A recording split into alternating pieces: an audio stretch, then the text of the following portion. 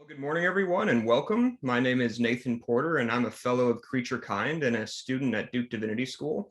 And on behalf of Duke and CreatureKind, I'd like to welcome you to the fourth dialogue in our series, Christianity in an Age of Factory Farming. Today, we're honored to have joining us the Reverend Dr. Christopher Carter, the Reverend Aline Silva, and the Reverend Jeania Ree Moore, who will be discussing the meaning of community in an age of factory farming.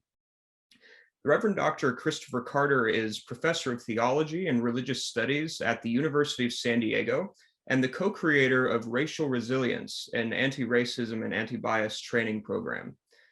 In addition to his many articles and book chapters, Professor Carter is the co-editor of The Future of Meat Without Animals, published in 2016, and his newest book, The Spirit of Soul Food, Race, Faith, and Food Justice, will be released in November. Professor Carter is also an ordained elder in the United Methodist Church. The Reverend Aline Silva is the co-director of community development for CreatureKind and the founder and director of the CreatureKind Fellowship.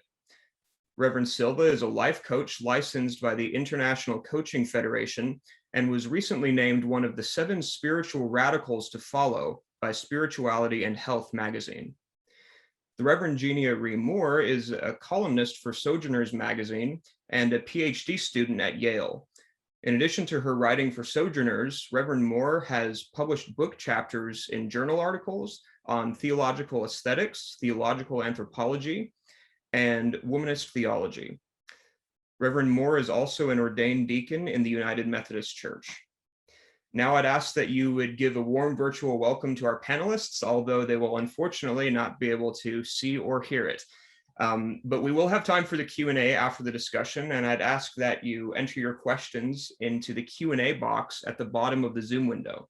You don't have to wait until the end of the conversation to submit questions, but we will get to them in around 30 to 40 minutes. Now, Reverend Moore has agreed to moderate the dialogue, so I will hand it over to her.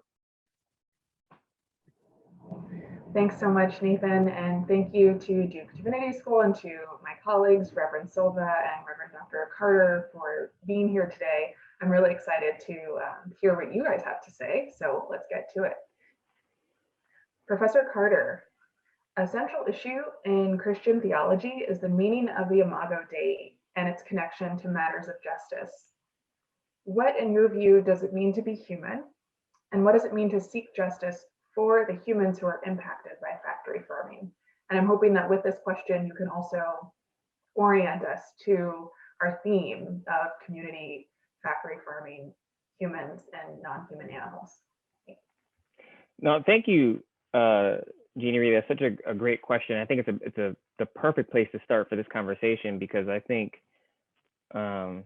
actually, as you know, because I've had this conversation with you, to me, this is the central question. Like, this is the question we have to begin to answer as we're trying to determine what kind of relationship we want to have, how we understand our relationship, I should say, between ourselves as human beings, between ourselves and God, between ourselves and non-human nature. At its core, this is a question really of, theological anthropology. And the challenge that I think we are confronted with is, since the onset of coloniality, so you're really talking about since the Enlightenment era, so roughly 1500s and on, what it historically has meant to be human has really been wrapped up in understandings and definitions of a Eurocentric kind of framework, really in a kind of performative whiteness. And so by this, I mean, at the same time, you have the colonial enterprise that is normalizing the enslavement of Africans and the genocide of indigenous folks, and it's creating this kind of hierarchy of peoples. This is also simultaneously being understood and interpreted through a theological lens, right? And so this is being justified through Roman Catholic and Protestant teachings that ultimately argue that because these people, quote unquote, are not people, they're not Christian, or they're not European, they're not the ideal forms of human beings, they're somewhat subhuman. And we've been in an uphill battle since then, I would argue, in terms of trying to fix that flaw, trying to fix that error, even though we all intellectually can understand, we can say, well, clearly we look at the biblical text, it just says, hey, human being, created in the image of God. We look at Galatians, it's like neither male nor female, Greek nor Jew, you know, like we can see it, right? But culturally, we have accepted this notion that what it means to be human is this kind of performance that fits in with the dominant culture's understanding of humanity. And what this does is this minimizes the humanity of all different kinds of folks, whether it be people of color or people who are disabled, people of different sexual orientations. And then fundamentally, it creates a hierarchy that centers, that's very deeply anthropocentric, right? And androcentric, that is hierarchical and oppressive. And so that's the problem. So here's what I have begun to do to try to begin to pose solutions or begin to kind of structure kinds of solutions. I begin with the assumption that, again, if we are all created in the image of God, what does that actually mean, right? The fundamental questions you just asked, what does that actually mean for all of us? And what are some working assumptions that we might be able to build upon? And so if we want to start with the assumption that of equity, if we want to start with the assumption of a non-oppressive hierarchy, if we want to start with the assumption that whatever it is that we do in terms of how we interact with each other, how we interact with non-human nature, needs to be done in such a way that it is not, again, this kind of exploitative hierarchical system that we've built, then I think it opens the door for us to see not only ourselves as equitable, as equal, but also to reshape our orientation and understanding of our relationship with non-human nature. And so this gets to the last part of your question about community, right? Like if we begin to see ourselves and understand ourselves and reframe our relationship with God, right? And with with human beings and with non-human nature, I think we can begin the process of a fundamental shift of saying, what I would argue is that being human is praxis. Being human is really about the practice of, like, we're practicing human. So this is, I'm going to take a turn here for those of you who are not Methodist, but this is Duke, so we can do this. This is deeply Wesleyan, right? This is sanctification. This is perfection. Like, there's a way in which we are called to literally move towards our best approximation of what it means to live like Christ, live like Jesus as the essential figure of what it means to be human. And so that's my starting point, and that's where I move to. And I think we can use that Jesus as an example about how we might want to construct relationships between, again, theology and anthropology, our understanding the relationship between ourselves and God, ourselves and other human beings, and ourselves and non-human nature. So that's a long-winded answer that I go into a lot more detail later on. So thank you. Yeah, that was fantastic. Thank you so much, Christopher. So many things came to mind, just highlighting what you mentioned. There's a problematic dominant performance of humanity that we're now trying to destabilize and re-envision what being human looks like, as you highlighted, as a practice, as a form of community. And I can think of several thinkers that I've been reading this year that are getting at this from different angles. Sylvia Wynter, Zakiya Iman-Jackson, so folks outside of theology, but whose work within other fields speaks very directly to this. And on that note, going to turn to Reverend Silva, I think maybe as a way to focus in even more on our theme, on our topic right now of practicing humanity and being human. Reverend Eileeny, Reverend Silva, I would love to ask you specifically about people who are involved in the animal industry. So here's question 2. The struggle for animal justice has often demonized those who are involved in the animal industry, yet this ignores the very real suffering of employees, farmers, and others on farms. How do you understand the connections between humans and animals in the fight for justice in industrialized agriculture? And feel free to take that in a more academic manner or in a more ecclesial manner, or both. Thank you. Thank you. Thank you, Nathan, for hosting us. Thank you, Duke. Thank you, Jeania Ree and Christopher, for being here. And that question of human performance has dehumanized so many of us, especially Black, Brown, Indigenous people of color. And so it is very clear to me that when we focus on the welfare of animals that are farmed for food, we're also focusing on the welfare of the people that work with these animals. So when animals who are fellow worshipers of this enfleshed God are pushed to extinction because of human activity, or bred, confined, raped, and mutilated on factory farms, we are causing harm to the growers, handlers, farmers, the land, the air, and the communities surrounding these operations too, right? So I'm going to mention just some recent examples of this past year that we have lived together. This last year alone, we saw that folks who worked in slaughterhouses, food plants, farms, and other food servicers around the world were working in incredibly unsafe conditions and were forced to do so because they were labeled essential by governments, and yet they were not given any safety precautions. They were not the first ones to be attended during the vaccine rollout. And in essence, we are sentencing them to die, right? And I would like to also say that a lot of these folks who work in these operations, they are already part of vulnerable communities, and this is not really a choice, right? I have yet to meet a kid who says, when I grow up, I want to be a slaughterhouse worker, right? Because part of that work is traumatizing. In addition to that, in this last year alone, in my native country of Brazil, Indigenous peoples are murdered. The land that they stored is stolen just to make way for the production of animal flesh to be exported and consumed by the wealthy people in the global north. We also see in alarming rates an increase of small farmers taking their lives in record numbers because they're being pushed out of the system dominated only by a few powerful corporations.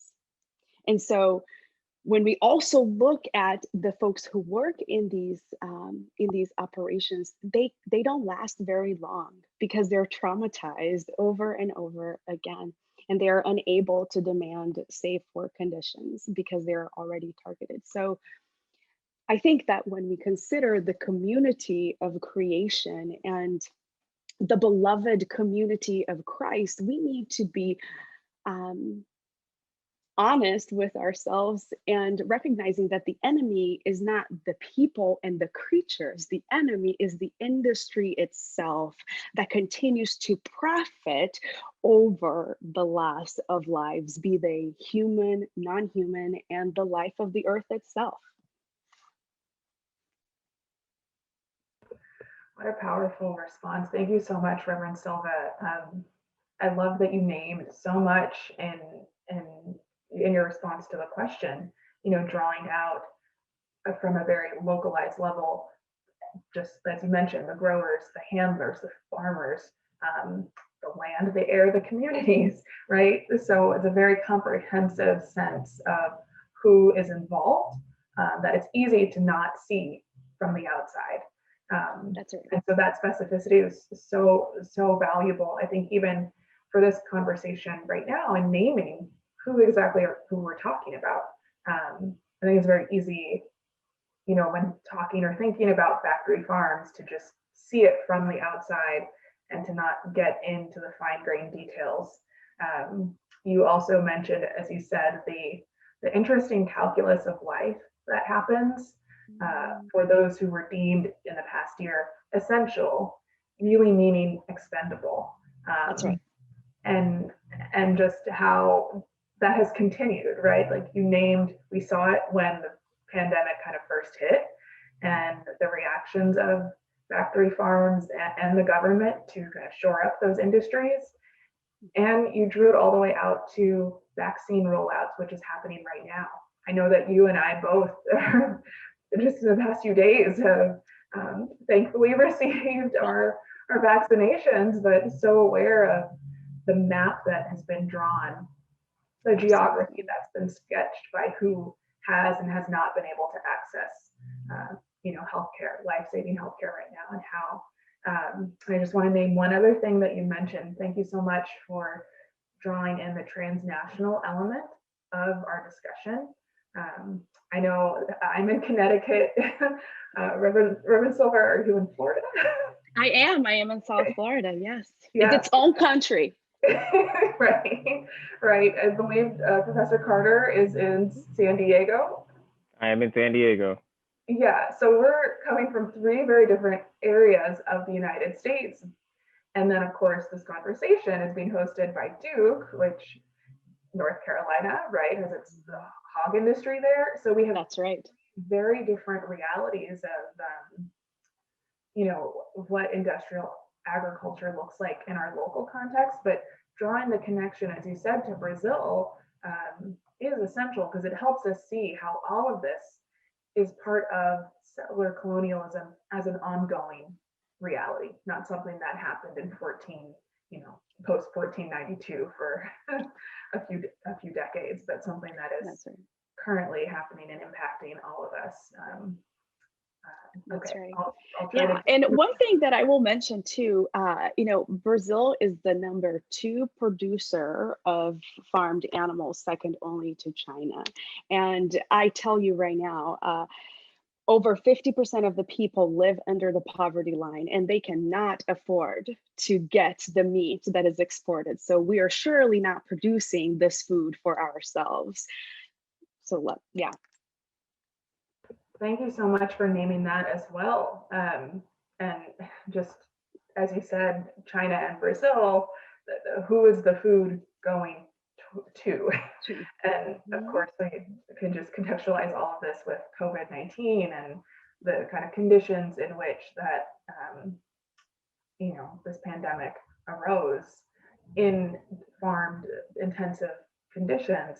We see that this really is not, this is not a situation that has separated people, but actually people and non-human animals, but one in which we are all very deeply connected and enmeshed economically, socially, biologically. All right, so I'm going to move on to the next question, but that was, thank you so much, Reverend Silva. Professor Carter, back to you. All right, a question about church. So Christians see the church as a community that exists for the purpose of praising God. If all creation proclaims God's glory, should we reimagine the church as the broader community of creation? And what would an ecclesiology that includes other animals look like? That's such an excellent question, and it's so what I appreciate about listening to or being a part of this conversation. First of all, is how, because of the pandemic, quite honestly, how I haven't been able to be in community or talk to a lot of other clergy in the same time, and this feels very preachy in a way in which I'm enjoying, and so. And so preaching, not in like that bad way, but like, yeah, this feels like church. So I'm like, this is good. This is that kind of energy that I totally appreciate and I miss. So I just wanted to say that, name that. It's different when you're the one giving the sermon as opposed to sitting there listening to you two. And I'm like, man, I'm like, this is church up in here, man. This is great. So I think, it's fascinating to me when I begin to reflect upon the church communities that I grew up in or the church communities that I go visit with my family in Mississippi and Louisiana, which is where the roots of my family are, even though a lot of them are still in Michigan as well. And again, so semi-rural places, I grew up in a semi-rural environment as well. And what I've begun to realize is that, and this is not, it wasn't all churches, it wasn't ubiquitous, but there were so many churches where people who worked in these places still dealt in agriculture, that for many of them, there wasn't this fixed binary between humans and nature, right? It's always been blurred. And I think because it isn't fixed, it is like we live in nature. And I think the problem, the challenge we have is we see ourselves as existing outside, like a superstructure of nature, like, well, it's humans and then they're nature. I'm like, no, we're all in nature. And so some of this, I think from an ecclesiological perspective, how we think about church really is a decentering of the human.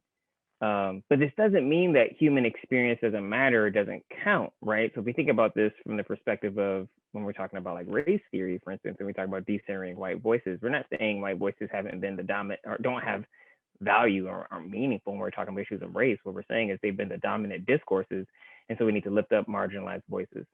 Similarly, I think when we're talking about church ecclesiology, we need to take the same kind of perspective and think about ourselves, understand ourselves as existing within community, beyond our like community, like the fact that we need non-human nature to live and thrive, that we cannot exist outside of this structure we've called nature, such that centering those voices, if we want to give it some kind of agency, right, or not even just give it, acknowledge the agency that it has. That's a better way to say it. Acknowledge the agency that it has, and say, well, what does it mean for us to be in the community with the broader world outside of these four walls, outside of the anthropocentric perspective? How might we better practice our being Christians, better practice being humans in ways that not only acknowledges our interconnectedness, not only affirms it, but also tries to improve upon, build upon, and not maintain is even the right word, but continue to sharpen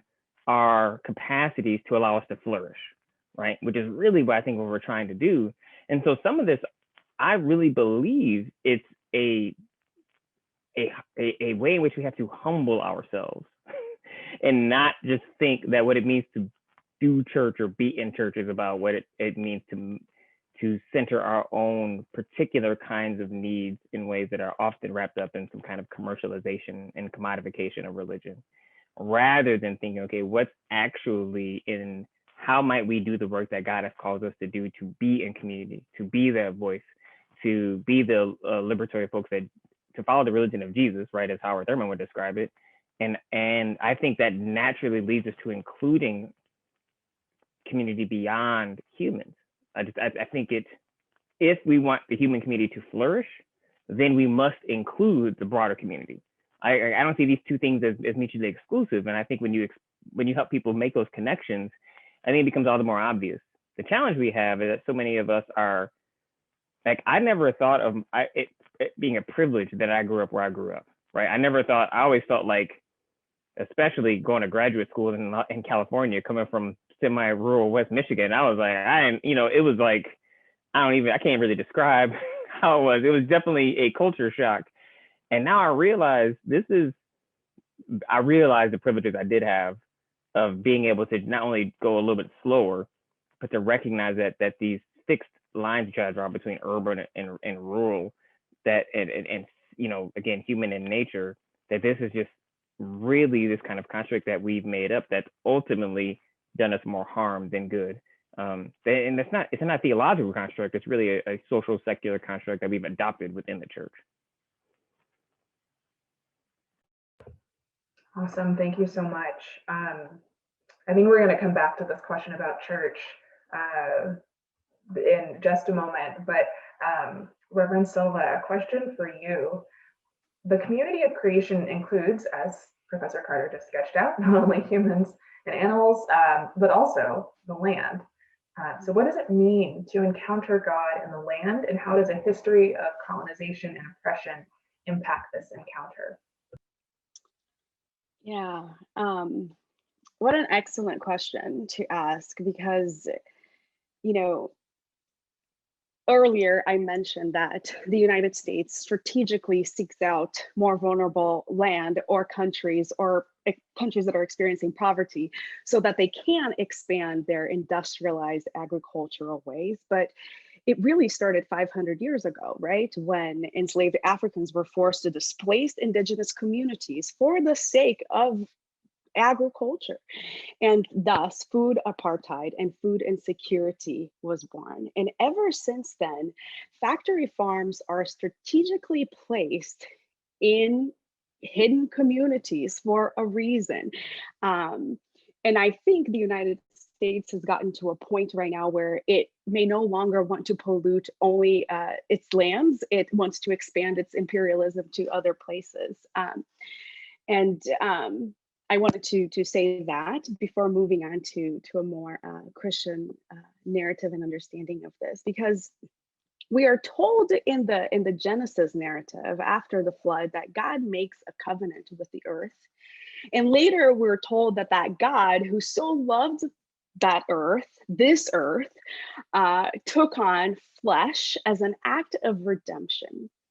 But beloved, we seem to have broken that Genesis covenant with our Creator and a covenant to care for one another, the earth, and non-human creatures. We seem to have allowed ourselves as human to take an unrightful place in the cosmos, considering ourselves just a little less than the angels and conquering and colonizing the world, extracting and maximizing its resources to the great disservice of all of creation. And so I think we must ask, where and with whom does God's covenant need to be restored? What is it that we must change to ensure that that covenant with the earth, the covenant of salvation and liberation, is accessible to the whole earth, the chickens and the stars, maybe? For far too many of us, though, entering the earth or experiencing the natural world, learning from animals is a physical impossibility, because centuries of colonization and conquering has caused deforestation, it has displaced First Peoples, and it has desecrated the earth. And so we have to confess that this Euro-American appetite for cheap food and cheap meat produced in huge quantities at a very low cost has created a crisis of climate refugees, food apartheid, and health disparities around the globe. So in order to encounter God in this earth, we must repent from industrial farming. We must repent from this, all of the death dealing ways that it brings, right?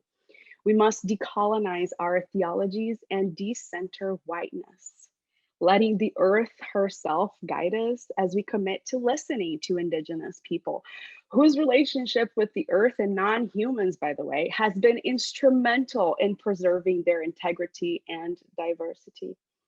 And I think we must be willing and open to learn from other than human animals. We must remember that we are creatures among creatures, and that humans are not the pinnacle of creation, and that our interconnectedness is the key to our very existence, our survival, our flourishing, and possibly re-encountering God upon the earth. Thank you so much for that, Reverend Silva. Gosh, once again, my mind is just latching on to so many things that you named. I appreciate that you started, back in history and showed how this is, again, an ongoing phenomenon, right? Like colonization and enslavement and the displacement that happened on multiple continents with those processes, which continue today through factory farms. One thing that came to mind was the whole eat local movement and the slow food movement, which is often framed as, something of affluence, but the radicality of that and the connected for me to what you were saying about where and with whom does God's covenant need to be restored? Where is it possible or not possible to have that restoration? And what does that lack of possibility, where is it not possible to access local slow food? And what does that show? All really essential questions that lead us to the end of what you named in terms of repentance. Whenever I hear that word and think about it, take some time to think about it, I think back on, I think this was 2015, and Christopher, I don't know if you were at this annual conference, but in Christopher and my home conference, California Pacific Annual Conference, Reverend Dr. Tink Tinker was the speaker that summer, and he preached on repentance. And I just remember it made such an impact on me that he said that in the Bible, in the New Testament, the way that repentance is talked about and what it means is really more active than we think of just an I'm sorry. It's much more, I think he said it's be repenting. So don't think of repent as a one-time action, but as an ongoing sort of deal. And I think that all that you just, illustrated with your reply shows how this is really an ongoing change, transformation that we need to live into. So we've come to the last question that I have. I know there are several questions in the chat that I want to turn to, and I want to just encourage folks, please keep the questions coming. We will be turning to all of them momentarily. All right, so this question is for both of you. Reverend Silva and Professor Carter, given your experience in pastoral ministry, can you offer advice to pastors who want to preach on behalf of human and non-human animals who suffer in industrialized agriculture? For many preachers, this can be a dangerous topic to approach, or one that they just don't know where to start. So how can ministers witness to God's justice with pastoral sensitivity? You can go ahead, Chris. I'll piggyback off of you. Okay, well, I was like, I think that when I try to lay this, when I try to talk about issues and topics that I know there needs to be some kind of formation and education, I try to be, as a pastor, really strategic about it. And I want to be clear, I haven't been a full-time every Sunday preacher since 2012. I still work, I'm at a church, as our system of, to get to my appointment is at the university, but I'm connected to a church, and so I'm preaching usually about once a month at minimum. But I play a pretty formative role in our sermon series that we have in the structure. And what I try to do there is lay the groundwork for these particular kinds of topics. I think it would be a mistake for those of you who are listening to this and that are really excited to go back to your congregation and really start preaching a kind of radical message of veganism on Sunday. That's probably not a good idea. That's not a good idea. That's not what you should do. What you should do, I would argue, is assess where your church is on this spectrum, on this particular kind of question, right? Like, figure out where they are, where they land, from the most part, for the majority. You may have some folks who are one way or another, but for the most part, figure out where they are. And then say, okay, what kind of questions do they need to be able to answer, right? To begin to be able to answer, to get to this point where they can really take seriously the life of non-human nature and the lives of non-human animals. And so, say, for instance, you want to actually have some kind of sermon series or sermon topics on our relationship with nature, right? You can talk about it from multiple perspectives that ultimately can lead you to the conversation about animals, but it needs to also be inclusive of other broader foundational theological issues about our understanding with ourselves, right? We talked about theological anthropology. That would need to be in that conversation. Also need to talk about issues of environmental care. Like, these are things that I think can lead you to a broader conversation about including and caring for, and how our relationships with non-human animals are really reflective, I would argue, of a relationship and our understanding about what our notions of power are, and our understanding of what our relationship with God should be. And the last thing I'll say before I turn over to Reverend Silva is, for me, I have always found these conversations. So the best parallel I can make is when I had conversations with my congregation at Compton, which is the last time I was a senior pastor at First United Methodist Church in Compton, over issues of sexuality. And this was a really, obviously, still a controversial issue, depending on what part of Methodist Church you're in and where you're at. And this is a predominantly Black church that's politically progressive, socially progressive, but this was still an issue they were struggling with at the time. And for me, it was really about tying that broader issue to issues of social justice and dehumanization that also connected to issues that I knew they were already committed to. So likewise, I would ask you to do that kind of assessment in your congregation and say, okay, where are people really committed to issues of justice and love and inclusion? And how might you be able to draw a through line from there to issues of environmental care, non-human nature, and animals, right? Because again, we're all interconnected. So there is a line there that you have to walk them through so that they can see how these things are interconnected. Because what the issue is we've created these silos, and we think, well, this is a justice issue, and this is a justice issue, and this is, and without recognizing that all these things are tied together with sin.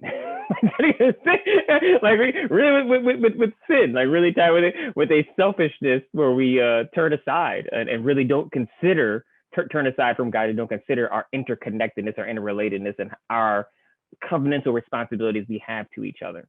So that's kind of some of the things I would lay out broad strokes, but I'm sure Reverend Silva may have more tactical issues or something along those lines.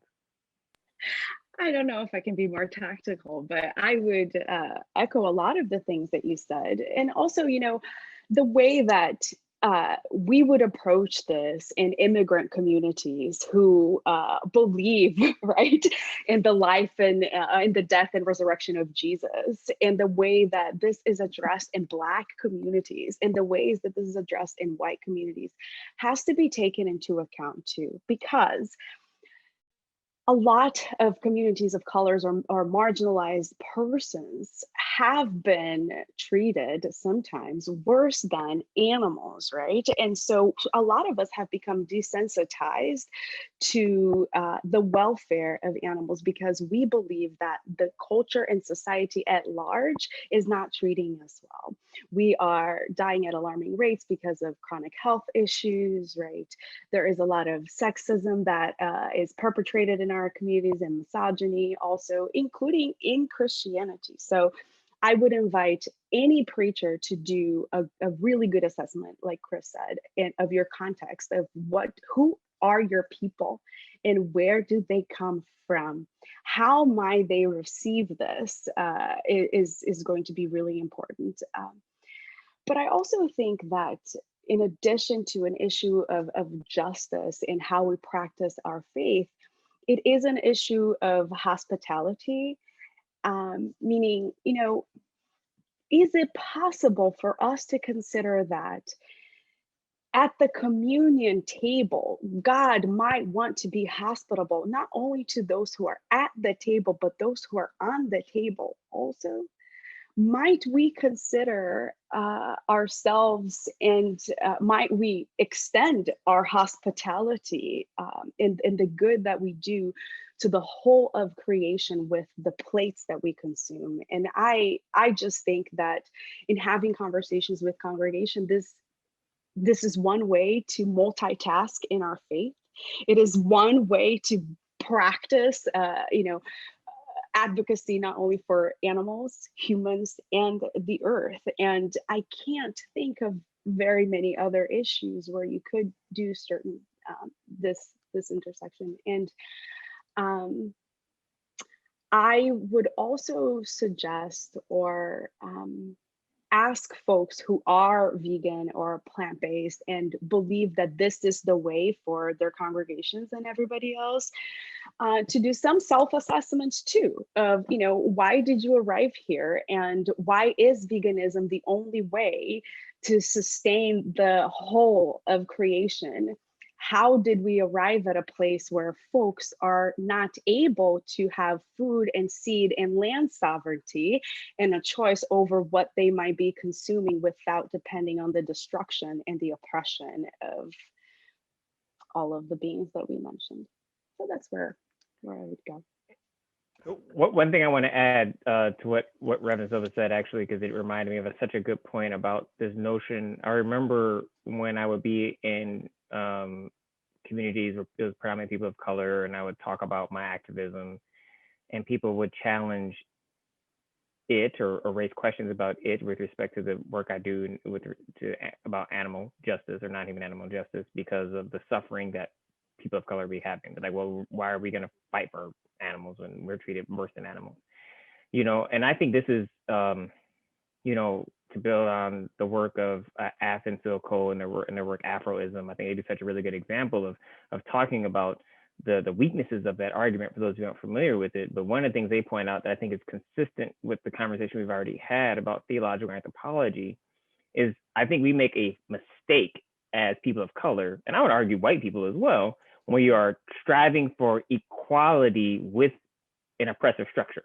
So arguing that I want to be treated as a full human being, when right now our understanding of what it means to be a full human being allows you to and justifies a kind of hierarchical exploitation of other bodies, whether they be non-human animals, whether they be gendered differently or have different kind of abilities, or whether they just be women, right? Mm-hmm.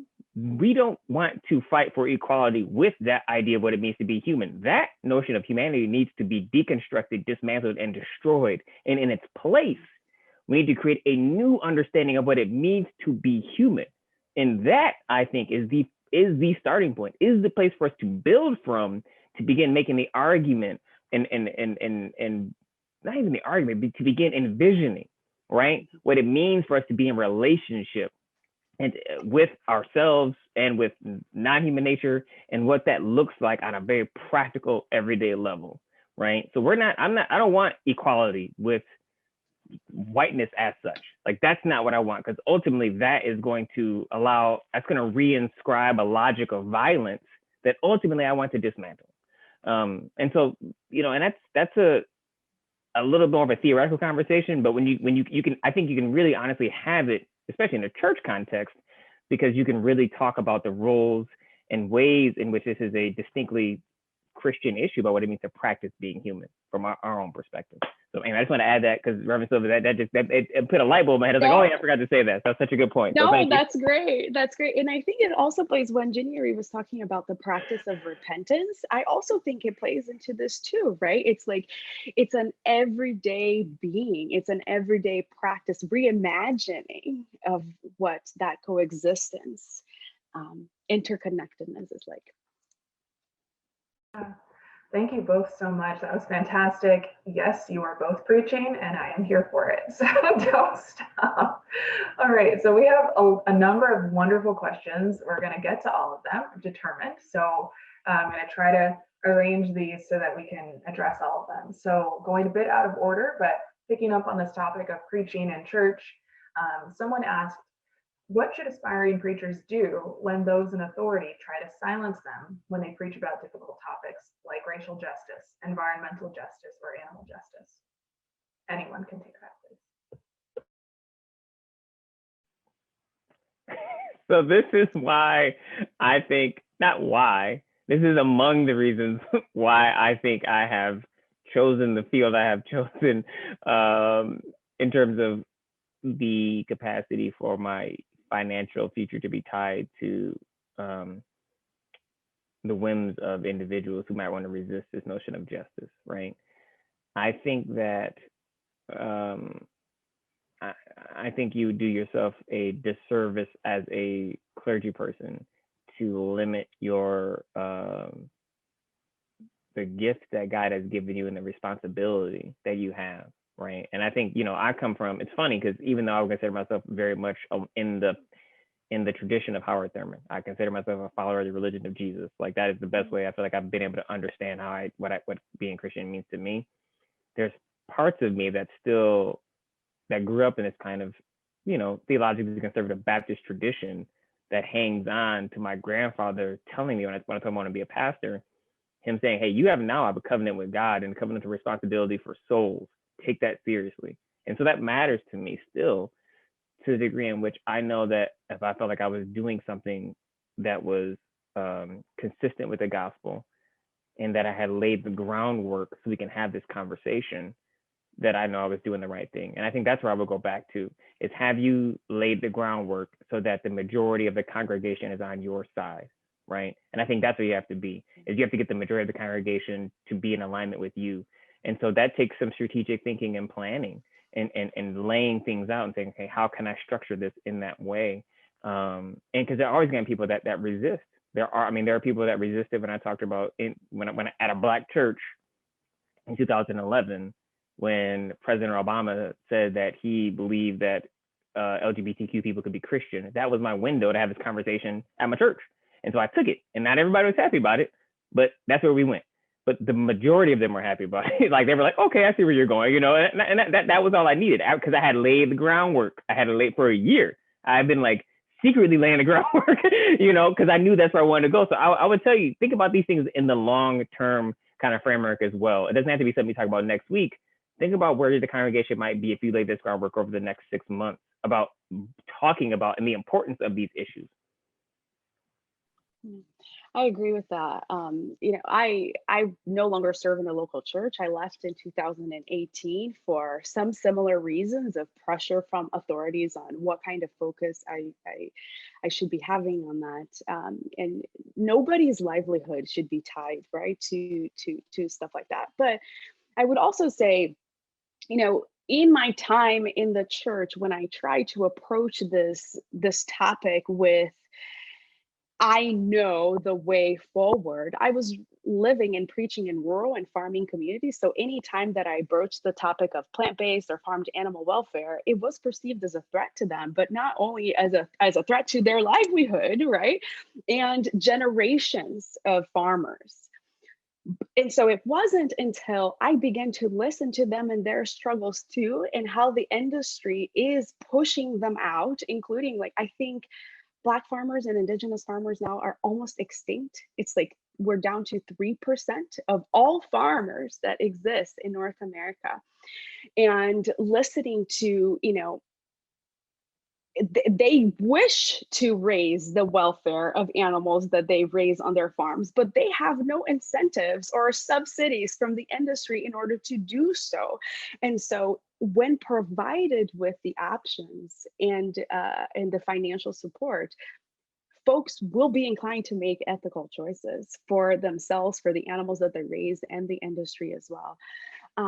So I would encourage everyone wanting to preach on this to just engage in conversations with everyday folks who are working with this stuff and really listen to what they have to say without coming at them with an agenda. That's where I would stand it. Thank you both. All right, I'm going to tee up a few questions and direct them to you individually, but of course, feel free to pick up on things. And I see we had an earlier question about local churches and worshiping communities and seeing themselves part of the larger community of creation, but I think we addressed that kind of earlier, but feel free to return to that if you have additional items to share. So, okay, a question from Adam Clark who says, I'm a total newbie to these conversations, but as a bow hunter who participates in Hunters for the Hungry, I'm curious how this kind of hunting would be evaluated from these perspectives. And he explains that Adam explains, we reduce an overpopulated species, white-tailed deer, replace vanished natural predators, harvest a free-range resource, and reduce demand for inhumane factory meats. Is this still problematic? So I'm going to assume, so this is a good I think question, because I'm going to assume Reverend Silva and I are probably going to have different answers to this, just so you know. And so this is it's a good question, just so you all know that this isn't monolithic, the kind of conversation we have. So for me, it hasn't come up, but my practice of veganism is rooted in issues of, it began, I should say, in issues of injustice for BIPOC communities. Like, I was able to draw the line explicitly from the oppression of animals and the oppression of the environment to the experiences that my family has endured, particularly my mother's side of the family as migrant farmers and pickers. That being said, I grew up with family who hunt, right? Like, I'm from Michigan, semi-rural Michigan, like Black folks hunt up there. Black folks, like, literally on the first day of bow hunting, like, we didn't have school because no one came. Like, no one came. like girls, boys, like, it was just like, ain't no point in having school. It was like an unofficial, like, extra day off. And so I think about this from the perspective of what are you, like, what's the purpose of what you're doing? Do you like, and also what's the intention behind it? Because a lot of people want to hide behind this notion of, oh, I hunt and that's safer and it's better because it's not factory farming. But you really need to do your own interior work and say, okay, why am I doing this? Is it for kind of the pleasure of the hunt and the pleasure of the kill, which then I think leads to deeper theological issues that you have to deal with as an individual. Other folks that I know that live in, like, northern Michigan, right, that are people of color and white who are poor, they hunt to eat. Like, they hunt because it is literally how they provide for themselves, because that is what they can afford. That is what my grandfather grew up doing. And so for me, that is just fundamentally different. Like, if you're hunting to provide for others or for yourself, that's a different kind of way to talk about hunting than a kind of hunting that I think is more about the chase and the thrill of the kill, and things of that nature. I think it's different. And so I don't know that there's a answer that can totally answer everything, right? But I think that's my general way I would say I will begin to talk about it and think about it, because I think it's deeply contextual, right?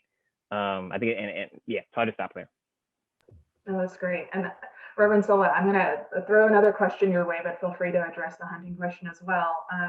So this question, the person who asked this question says, my name is Renan dos Santos. I am a Brazilian researcher, sociologist. As Reverend Silva mentioned, despite Brazil being one of the biggest producers, meat is increasingly a symbol of wealth there, especially among Brazilian evangelicals who mostly follow the prosperity theology. For them, being deprived of meat tends to be considered a failure, not only in economic terms, but also in religious terms. If they don't eat meat, it is because they're not prosperous. And if they're not prosperous, it is because they are not blessed by God. So the question is, how to approach and reverse this type of religious grounding of meat consumption as a sign of divine blessing? Yeah, thank you for that question. And it outlines so much of how evangelicalism has grown as the religion of the empire in my home country. And also, I think it outlines so much about the poverty and things that happen there. My family, on my dad's side of the family especially, they were Seventh-day Adventists, and they were the inventors of Christian vegetarianism, for instance. But they were extremely poor growing up, meaning as a family of 10, at most weeks, they would only have a pot of rice to share between all of them. And so for them, even to this day, being able to consume massive amounts of meats, the Brazilian churrasco or the rodízios that you see everywhere, right? It's culturally a part of our DNA almost, I would say. Unfortunately, as I said, this evangelical imperialist Christianity has become the religion of the empire, and we are looking to the global north for the standard of living without educating ourselves as to the demand from the global north is both desecrating our land and creating this massive wealth gap between those who have access to food and those who do not have access to food. And so, how to approach and reverse this type of religious grounding is such a hard one, because we really have to dismantle a whole bunch of colonial theologies that we have adopted. And we have to address that one of the biggest issues, and people are using the language of virus that right now because of the pandemic, the first ever virus to appear in Brazil was that of hunger. And so how can I say that meat is a symbol for wealth when folks may not even have a pot of rice to share? So, and I think Brazil right now, as a polarized country, like many others, especially when it comes to religion, is really hard to have these kinds of conversations with religious leaders.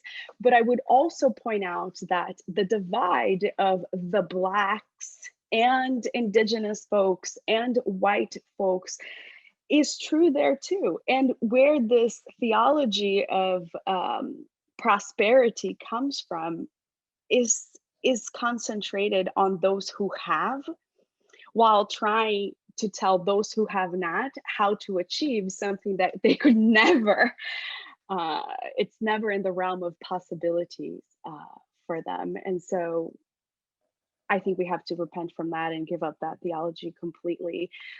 Unfortunately, for a lot of Brazilian folks, some who were ordained in the same tradition that I was, I have become so far left with my theology that it may not even be redeemable anymore. It's not even Christianity anymore, right? And yet, I believe that as long as the person who lives on the street, who is my neighbor, is hungry, I too am hungry. And so I must provide for them too. Thank you so much for that. I'm also hearing echoes to repentance, but also to the themes that you both raised earlier about What does it mean to be human? What type of humanity are we pursuing? Good questions to ask ourselves as Christians. Professor Carter, going to ask the next question to you from Elizabeth Quick, who says, Dr. Carter, you mentioned connecting practicing being human with Wesleyan sanctification and perfectionism. I've been spending a lot of time lately thinking about grounding animal ethics and veganism in the context of my United Methodist and Wesleyan perspective. Are there other distinctly Wesleyan themes that help you frame your work? So I want to briefly just touch upon the question about from Renan, and just say that I'd be interested, or my instinct would say to look towards people who've written about prosperity theology and how to dismantle that as a starting point, because that's really the root of the problem, right? It's this really bad prosperity theology.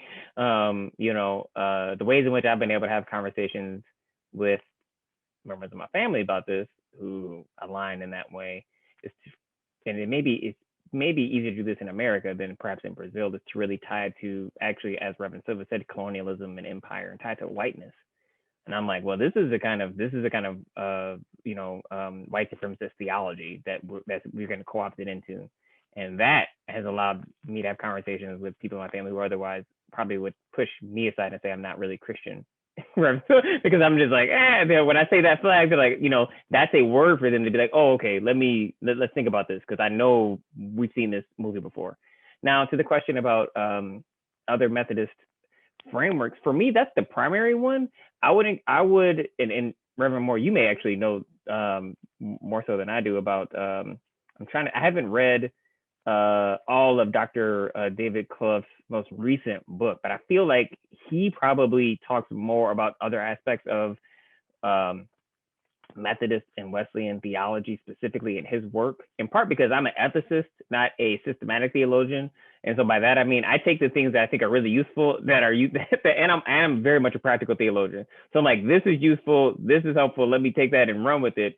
I don't spend a ton of time, or haven't had to, reading a ton of Wesley since I finished ordination in my MDiv in 2009. So I would say for me, that's the most useful. I know Wesley has sermons that people have used and that he's talked a lot about, but for me, sanctification and perfection are fundamental to how I understand what it means to practice being human. I've been really instrumental in my development of theology and anthropology. Reverend Moore, do you have any other thoughts about that? Because again, I think you might, I don't know. No, nothing coming to the top of my mind, but I do think starting with David Clough's On Animals, a Systematic Theology, Volume 1, and then Theological Ethics, Volume 2 is a great place to start, along with some blog posts that he's written. I know we're coming to the end of our time, so I want to move to just a few other questions that have been asked, and perhaps Reverend Silva, you can address this. Let's see. What is the best way for activists to develop relationships with rural farmers, farm workers, and farming communities? And then a second question was about resources for those who are not Christian, but who could be introduced to this discussion on industrial farming. So resources that could spark conversation for Christians and non-Christians. Thanks. The biggest resource to me has been an organization, which is the Food Empowerment Project. I'm sure my colleagues are familiar.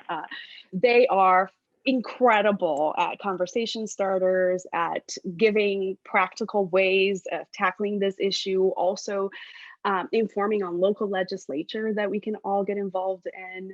So the Food Empowerment Project is what I would advise as a good resource. And also Soul Fire Farm. They are amazing, and they have trainings actually that all of CreatureKind went through.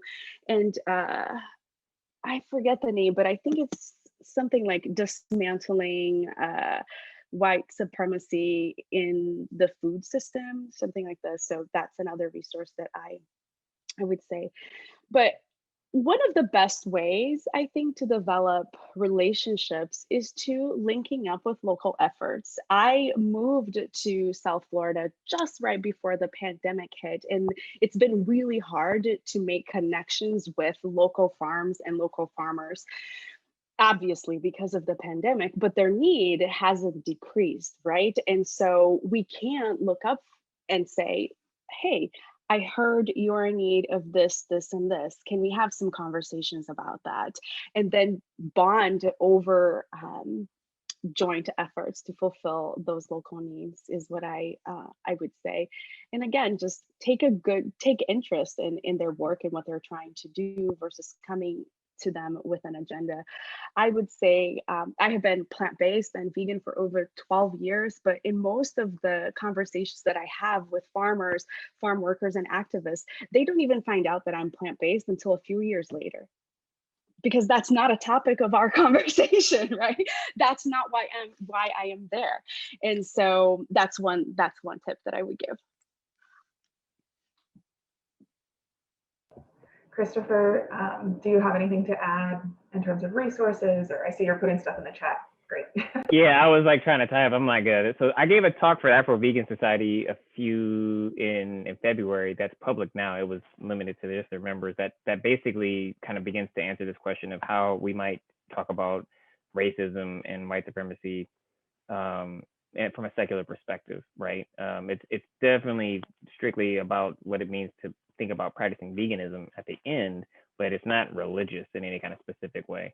And similarly, I would say, Reverend Silva, that's been my experience. Like when I talk to farmers, like or farm workers, like they may be able to pick up on the fact that I'm religious, but they don't. The vegan doesn't come up. Like it doesn't have to come up. And I think, unfortunately, a lot of people replace, and it's funny, I don't mean to bash on Sarah's title for her book, but that they become that kind of vegangelical, right? Where they become vegan and they're so thinking that they've solved this thing, this huge dilemma, that they are just like on people. And I'm like, man, that is not a way to persuade anybody. Like, it's not pulling folks in, it's really pushing people away. And I think I try to demonstrate it with my behavior and my ethics and the way I talk to people.